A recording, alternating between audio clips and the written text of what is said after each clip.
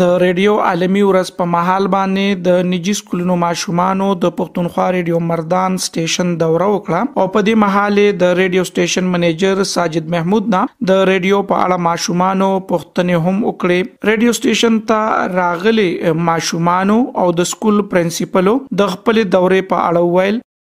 زما نوم شفق سهیل دی، زه پرایویټ سکول کې پرنسپل یم او نن چې موږ دلته راغلي یو نو د دې ډېر خاص مقصد دا دی چې نن ورلډ ریډیو ډے ده او موږ ځان سره نه صرف موږ په خپل راغلي، موږ سره خپل ماشومان او موږ ځان سره خپل بوایز چې د هغې راوستي دي د دې لپاره چې هغې ته اویرنس وشي چې ټیل ناو د ریډیو اوسه پورې چې کم اهمیت دی او اوسه پورې په ګاډو کې موږ وورو ګانې کم دي خو ریډیو سټیشن 92.6 ډیفینیټلی هغې کې راځي او هغه د دې لپاره راځي چې دې نه موږ ډېر زیات انفارمیشن گین کوو او نن ستاسو د ریډیو سټیشن ډېر لوی ورځ ده ځکه موږ اپریشیټ کولو دپاره نن زموږ ماشومان راغلي دي او هغې ساجد محمود هغې موږ له یو غټ اپرچونټي راکړې ده د دې لپاره چې موږ رالو زموږ ماشومان ډېر زیات خوشحاله دي ځکه دس از د ویری فرست ټایم they visited such type of place. او زه نور سکولونو پرنسپلانو نه او ټولو ته دا ریکویسټ کوم ډایرکټرز چې هغې خپل ماشومان راولي چې هغې وویني چې زموږ KPK کې دلته داسې ښځې دی او هغې موږ له دومره سپیشل اټینشن سپیشل پروټوکول یې موږ له راکړی دی اینډ وی آر ریلی تھینکفل ټو یو. مخکې موږ دا وی چې دا به دلته موږ به راځو مې بي چې صرف سړي ښځو له هغه اهمیت نه یې ورکړی خو دلته چې موږ رالو موږ ته پته ولګېده چې نه صرف سړي خو بلکې ښځو له هغې دومره سپیشل اټینشن دومره سپیشل پلیس یې ورکړی دی. ان آر سوسایټي دس از ا ویری امپورټنټ تھنګ چې نه صرف سړي سره ښځې مل کې دا کار کوي او داسې قسم ادارو کې کار کوي. My name is Javeria. I read in class 5th. مونږ مردان ته راغلي یو ریډیو سټیشن او دلته کې مونږ د ریډیو باره کې بلاشې کوېشنز باندې مونږ پوه شو اور لکه ریډیو خلک څنګه لکه څنګه کار کوي ریډیو هغې باندې پوه شو. نن 13 فبروري وه چې په دې ورځ باندې غونډ ورلډ کې ریډیو باره کې مناویږي اور ځکه مونږ زه اور زما فرینډس ټیچرس پرنسپل مونږ غونډ راغلي یو چې ریډیو اسٹیشن بارے کې چې لکه مونږ پوه شو. میرا نام محمد احمد ہے اور میں جماعت پنجم میں پڑھتا ہوں. آج ورلڈ ریڈیو ڈے ہے. اس سلسلے میں ہم نے خیبر پختونخوا ریڈیو اسٹیشن میں وزٹ کیا.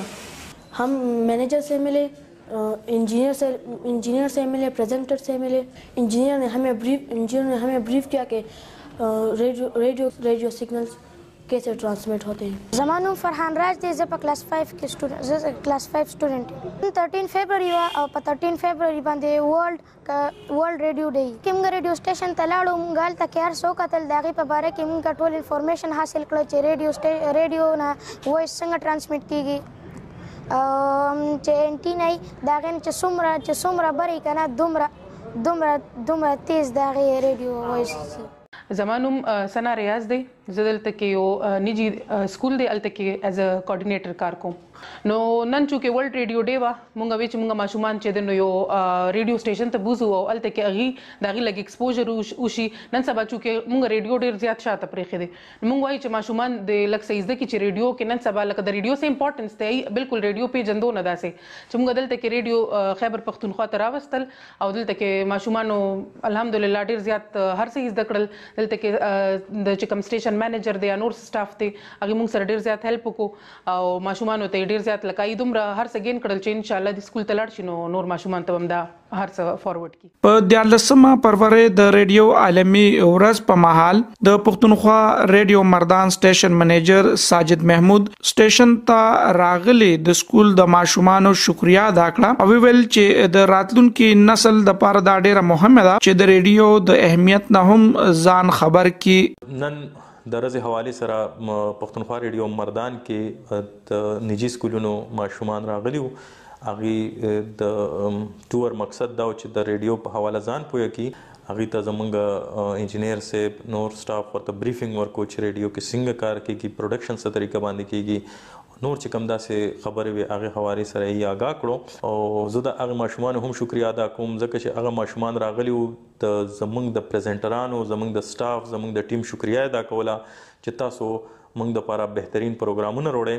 نو زه د دې ماشومان هم شکریا ادا کوم، د دې د ایڈمنسټریشن هم شکریا ادا کوم او د ټولو اوریدونکو هم شکریا ادا کوم. ښاغلي ماشومانو ته د ریډیو سټیشن انجینیر حسن علي شاه د ریډیو سټیشن د مختلفو حصو په اړه باندې بریفینګ هم ورکړه.